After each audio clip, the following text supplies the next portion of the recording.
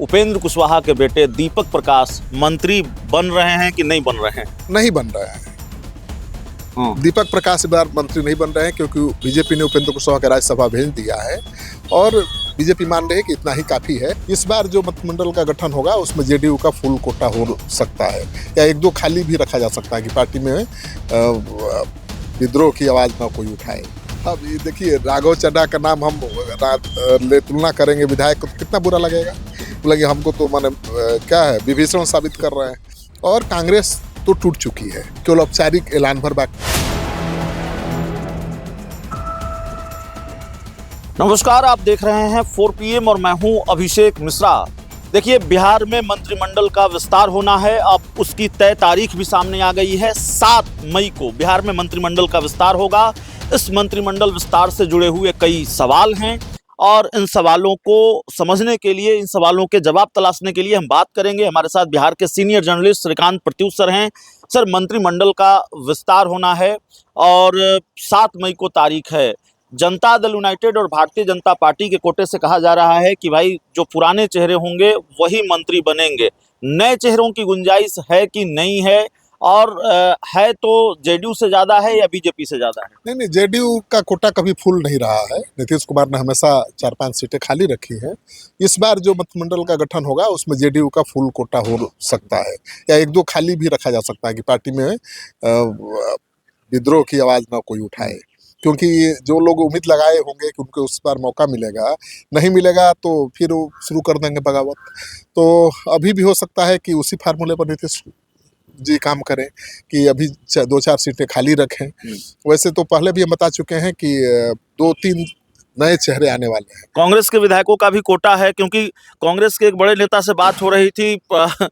ऐसा उनकी बातचीत से ऐसा लगा उन्होंने उम्मीद छोड़ दी है कि कांग्रेस के विधायक अब कांग्रेस के साथ हैं। चर्चा है कि 4 विधायक बीजेपी में शामिल हो सकते हैं और 2 को मंत्री बनाया जा सकता है। बिल्कुल खबर है, लेकिन जब तक वो शामिल औपचारिक रूप से नहीं हो जाते हैं कहना मुश्किल है।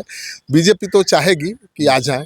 बीजेपी अपनी ताकत ज़्यादा से ज़्यादा बढ़ाना चाहिए। 4 विधायकों के नाम तो आपको भी मालूम है। उन 4 विधायकों में से राघव चड्ढा कौन है? कांग्रेस का राघव चड्ढा कौन है? अब ये देखिए, राघव चड्ढा का नाम हम तुलना करेंगे विधायक को तो कितना बुरा लगेगा।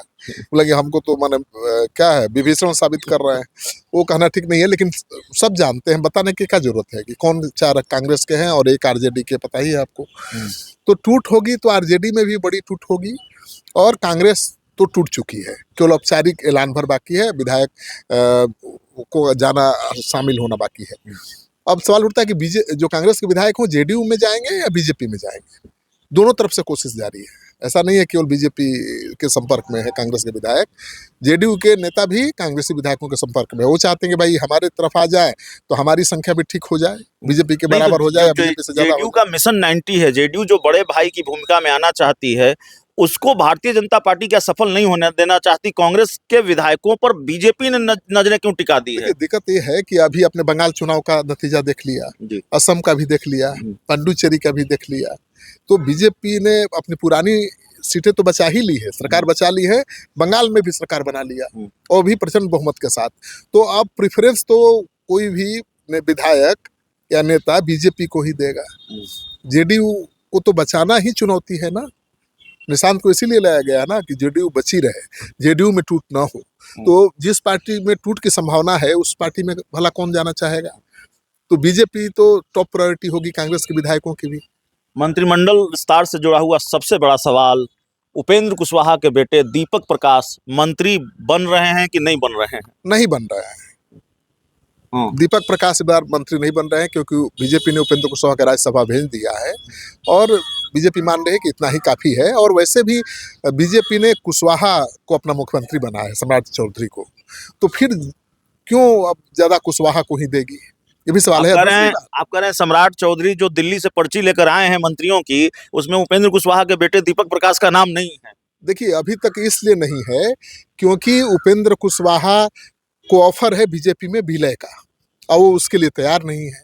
विलय कर लेंगे तो बेटा मंत्री बन सकता है, विलय नहीं करेंगे तो बीजेपी बेटे को भी तो मंत्री और एमएलसी बनाने वाली नहीं है। और उनकी पार्टी में ही टूट है, आपको पता है।